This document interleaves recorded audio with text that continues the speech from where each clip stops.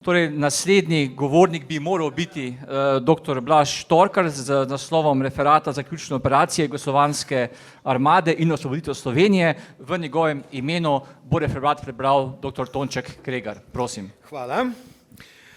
Konec druge svetovne vojne je bil v zmagovitem partizanskem taboru skrbno načrtovan projekt, kjer je bilo le malo stvari prepuščenih naključju. Na razvoj vojaških operacij v zadnjih 2 letih vojne v Jugoslaviji in Sloveniji je najbolj vplivala nemška odločitev, da bodo evropsko trdnjavo branili tudi na Balkanu. Vrhovno poveljstvo nemških oboroženih sil je Jugoslavijo obravnavalo kot obrobno bojišče nemško-sovjetske in v manjši meri italijanske fronte. Za Nemce, ki so se v Jugoslaviji držali načela deli in vladaj ter strahovlade, je bilo pomembno, da imajo pod nadzorom glavne jugoslovanske komunikacije in večja industrijska mesta. Pretežni del enot, s katerimi so Nemci razpolagali v Jugoslaviji, so bile tako imenovane drugorazredne enote. Wehrmachtovih enot je bilo malo, saj so prednjačile rezervne policijske in Waffen-SS enote. Naslanjali pa so se tudi na kolaboracionistične enote in enote tako imenovanih petokolonašev. Na načrtovanje sklepnih operacij osvoboditve Jugoslavije leta 1944 so vplivali vojno-strateški in politični razlogi, zato je vrhovni štab Jugoslovanske partizanske vojske težišče vojaških operacij prenesel na Srbijo, kjer je pomembno vlogo odigrala tudi Rdeča armada, eden od glavnih ciljev pa je bilo tudi uničenje četniškega gibanja. Drugi cilj je bila osvoboditev Dalmatinske obale, saj bi z njeno osvoboditvijo odpadli vsi razlogi za anglo-ameriško izkrcanje. Obramba Srbije, kjer je bila državljanska vojna najbolj izrazita, je temeljila na heterogeni koaliciji kolaboracionističnih frakcij, vključno s četniki Draže Mihajlovića. Zaradi prestopa Romunije in Bolgarije na sovjetsko stran so Nemci morali improvizirati novo obrambno linijo na Donavi in Banatu. V Bosni in Hercegovini so izpraznili več območij, Drvar, Jajce, Donji Vakov, Bugojno, ki so bila v zadnjih letih prizorišče srditih spopadov s partizani. Do začetka novembra je nemška armadna skupina E zapustila Grčijo in Južno Albanijo ter se umikala preko Makedonije, Kosova, delno preko Črne gore v dolino reke Bosne, vzdolž Drine in Srema z namenom, da bi utrdila obrambne položaje ob mejah neodvisne države Hrvaške. Konec leta 1944 so bile Makedonija, Srbija in Črna gora v partizanskih rokah. Bosna in Hercegovina, Slovenija in NDH pa le delno, saj so bile na teh ozemljih poleg partizanskih še vedno navzoče nemške in kolaboracionistične enote. Hitler je ukazal, da je potrebno zaščititi Pavelićevo Hrvaško pred boljševiško nevarnostjo, zato se je tudi del nemške armadne skupine F umaknil v Srem. Tam so Nemci oblikovali močno obrambno linijo, tako imenovano Sremsko fronto, da bi preprečili prodor Rdeče armade in partizanov na Madžarsko in Hrvaško. Sremska fronta je zahtevala veliko število žrtev na strani jugoslovanske vojske, še posebej med mladimi srbskimi rekruti, ki so se na Sremski fronti znašli brez vojaških priprav, brez oficirjev veščih frontalnega vojskovanja in brez prave zaščite. Poseg Rdeče armade v Srbiji in osvoboditev Beograda je korenito spremenil strateški položaj na Balkanu, saj je partizanom dal možnost, da se učinkoviteje spopadajo z Nemci in drugimi kolaboracionističnimi enotami v zadnjih bojih za osvoboditev Jugoslavije. Pri tem je treba poudariti, da je Stalin veliko pripomogel k oborožitvi Jugoslovanske armade, kakor tudi k njeni reorganizaciji. Prisotnost Rdeče armade v Srbiji je imela tudi negativne posledice. Medtem ko je partizanska vojska ohranila disciplino, so rdeči armejci plenili, tu in tam pobijali nedolžne, se zaničljivo vedli do partizanov, posiljevali ženske, popivali in prirejali orgije. Na zahodnem krilu obsežne fronte nemškega vrhovnega poveljstva za jugovzhodno Evropo pa stvari niso potekale tako gladko. Brez italijanskih garnizij so nemške enote težko ohranjale močne postojanke na dalmatinskih otokih in obali. Brez nadzora nad otoki je bila obala praktično brez obrambe, enote pa niso mogle več prejemati oskrbe po morju. Nemci so zato poleti 1944 izmenično izvajali izkrcanja in ofenzive, da bi odbili partizanske napade, hkrati pa so se spopadali s čedalje večjim pritiskom. Nemški umik z celotne dalmatinske obale je prisilil preostale nemške enote, da so se umaknile na linijo Sisak, Karlovac, Mostar, Gacko. Hkrati je bil vzpostavljen nov obrambni položaj pri Kninu, ki naj bi preprečil nadaljnje partizansko napredovanje proti severozahodu. Nemci so skoraj do konca vojne vztrajali pri svoji strategiji držanja položajev, tako iz političnih razlogov, podpora Pavelićevi Hrvaški, kot vojaških. Šele v začetku maja 1945 so nemške enote prejele ukaz za umik svojih enot, verjetno, na staro avstrijsko mejo in istočasno poskušali doseči dogovor z zahodnimi zavezniki, po katerem bi jim bodisi dovolili, da se predajo, bodisi bi jih uporabili kot pomožne varnostne sile ali pa bi jim celo zagotovili strelivo, da bi lahko nadaljevali boj proti partizanom.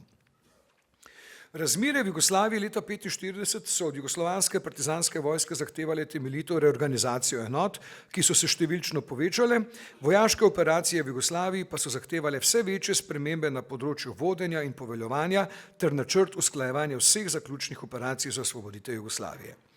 Jugoslovanska partizanska vojska se je reorganizirala tako, da so bile 1. januarja 1945 na osvobojenem območju Jugoslavije formirane 1., 2. in 3. ter kasneje še 4. armada. Nato se je 1. marca 1945 Narodno-osvobodilna vojska preimenovala v Jugoslovansko armado, ki je čez zimo prešla v frontalni način bojevanja od Drave prek Srema do Bosne in severnega Jadrana. Generalštab Jugoslovanske armade je že v svobodnem Beogradu še pred koncem zima 1945 razvil svoj vojaški načrt, ki je predvideval sodelovanje Jugoslovanske armade v 2 kleščnih prebojih proti severozahodu. Ob Dravi na Koroškem ter v zaledju Jadranske obale do Soče in na zahodno Koroško. Načrt tako zastavljenih vojaških operacij je torej pomenil, da je novo jugoslovansko politično vodstvo načrtovalo v svoja brez dvoma težka diplomatska pogajanja o spremembi meja vključiti dodaten argument prednost vojaškega posedovanja spornih ozemelj. Na slovensko ozemlje se je proti koncu vojne zatekalo tudi vedno več okupatorjevih in kolaboracionističnih enot. Spomladi 1945 je generalštab Jugoslovanske armade predlagal, da se glavnina slovenske partizanske vojske umakne iz slovenskega ozemlja, saj je obstajal strah, da bo v sklepnih bojih z okupatorskimi enotami povsem uničena. Slovensko partizansko vodstvo je sklenilo, da njihove enote ostanejo v Sloveniji, kar je potrdil tudi vrh jugoslovanskega osvobodilnega gibanja. Slovenske partizanske enote so postopoma vključevali v Jugoslovansko armado in sicer v njeno 3. in 4. armado, ki sta skupaj s 1. in 2. armado predrli na območje Slovenije. Na vzhodnem delu naše domovine je bila januarja 1945 ustanovljena prekmurska partizanska četa, ki je po skupnih bojih z Rdečo armado 3. aprila 1945 vkorakala v Mursko Soboto. Medtem je zahodni krak 4. armade izvedel nagel pohod čez Liko in Hrvaško primorje do Trsta in nato na Koroško. Aprila je 4. armada razbila nemško obrambo, prišla v Gorski Kotar in prodirala v Istro ter proti Trstu. Drugi del prodora je šel proti Ilirski Bistrici in Pivki, večino nemških in kolaboracionističnih enot so v tem delu obkolili med Reko in Klano ter kasneje v zaledju Trsta. Uspešno napredovanje enot Jugoslovanske armade je omogočilo tudi osvobojeno ozemlje ob izviru Kolpe, na južnem Kočevskem in v Beli krajini, ki so ga uspešno branile enote 7. korpusa. 9. korpus je imel nalogo, da izvede ofenzivo v sovražnikovem zaledju, prodira po dolini Soče, osvobodi Gorico in Tržič, Monfalcone ter prepreči prihod nemških okrepitev iz Italije. V Trstu sta se slovensko in italijansko protifašistično gibanje, ki ga je vodila ilegalna slovenska komanda mesta Trst, začela pripravljati na vstajo.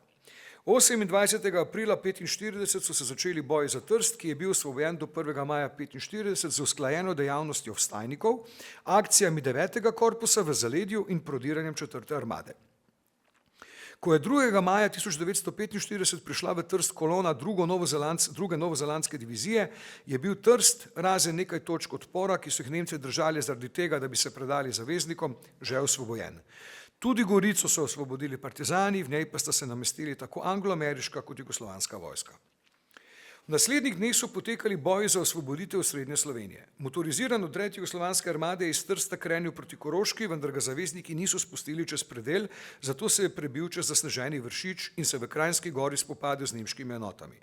Slednje je že predtem napadel jeseniško-bohinjski odred, ki je tudi odšel na Koroško.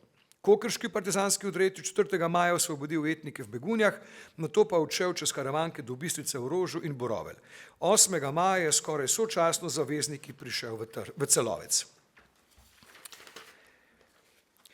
V severni Sloveniji, ki je bila glavna smer umikanja nemških in kolaboracionističnih enot, so hudi boji potekali še po 8. maju 1945, ko je že veljala splošna kapitulacija nemških oboroženih sil v Evropi. Na Koroško je odšla čez 14. divizija, ki je svoje enote razporedila po vsem narodnostnem ozemlju.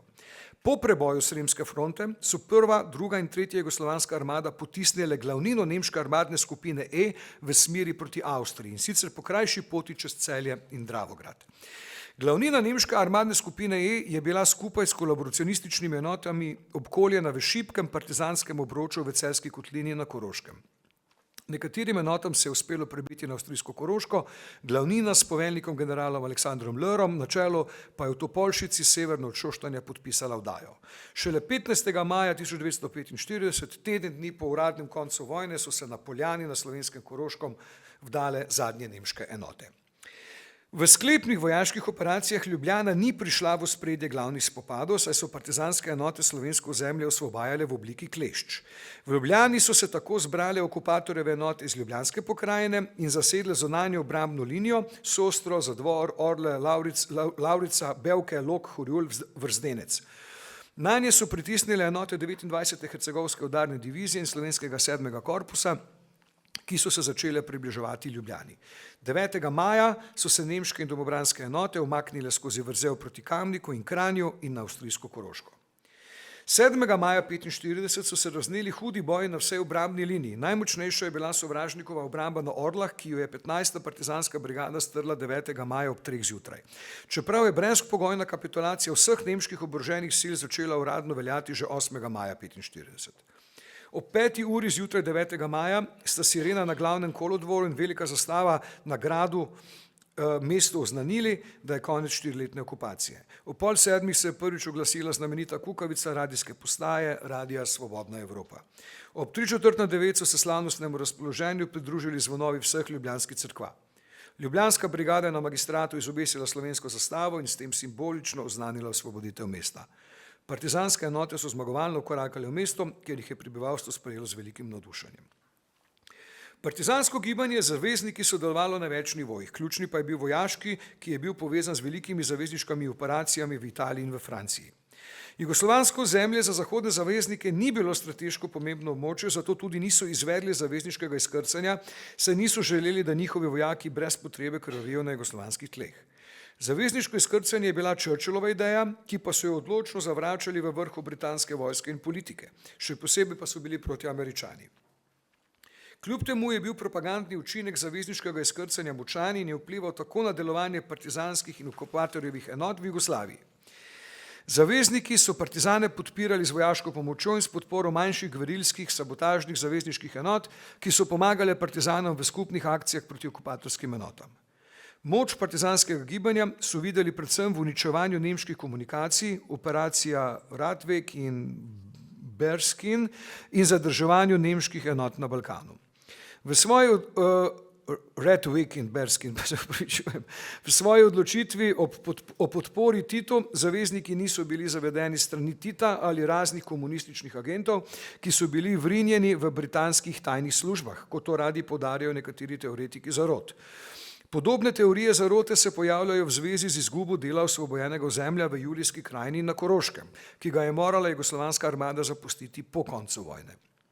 Zaveznike je v Jugoslaviji vodilo preprosto načelo: podpiram tisto gibanje, ki se aktivneje bori proti nacifašizmu. In to so bili partizani.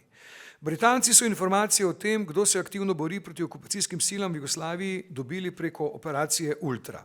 Iz dešifriranih nemških poročil iz Jugoslavije je bilo jasno razbrati, kdo je največji nemški sovražnik v Jugoslaviji.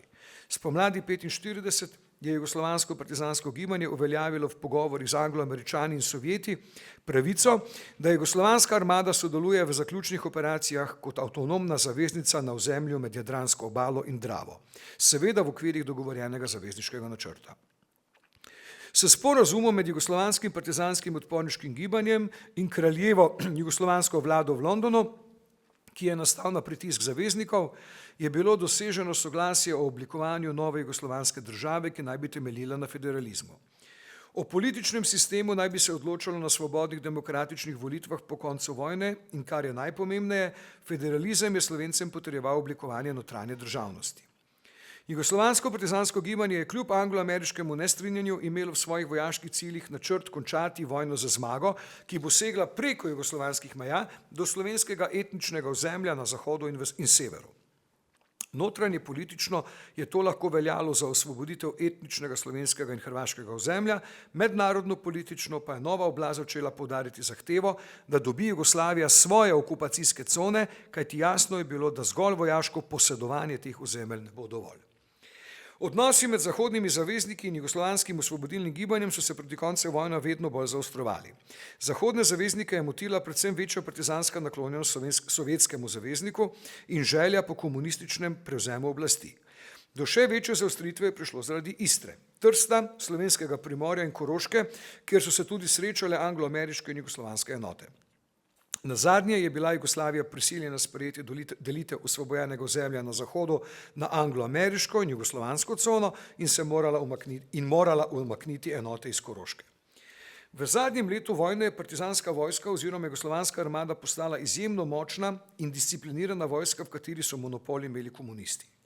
Prevlada komunistov je bila z vidika pluralizma in demokratičnosti slaba, z vidika vojaške učinkovitosti pa je bila dobra, kar se je odrazilo v osvoboditvi slovenskega etničnega ozemlja, ki je deloma predstavljal tudi etnično mešano območje. Partizanski boj se je končal z veliko zmago, vendar tudi s pokoli, katerih žrtve so bili nasprotniki režima in okupatorjevi sodelavci. Dolgoročni strateški načrt vodstva jugoslovanskega osvobodilnega gibanja ni bil izpolnjen celoti, saj so deli Koroške po vojni pripadli Avstriji, deli Julijske krajine pa Italiji. Slovenija je po vojni dobila večji del Primorske in izhod na morje, kar ni bilo nekaj samoumevnega. Premik slovenske meje proti zahodu je bil dosežen s številnimi žrtvami in napori partizanskih borcev ter napornih pogajanj na pariški mirovni konferenci.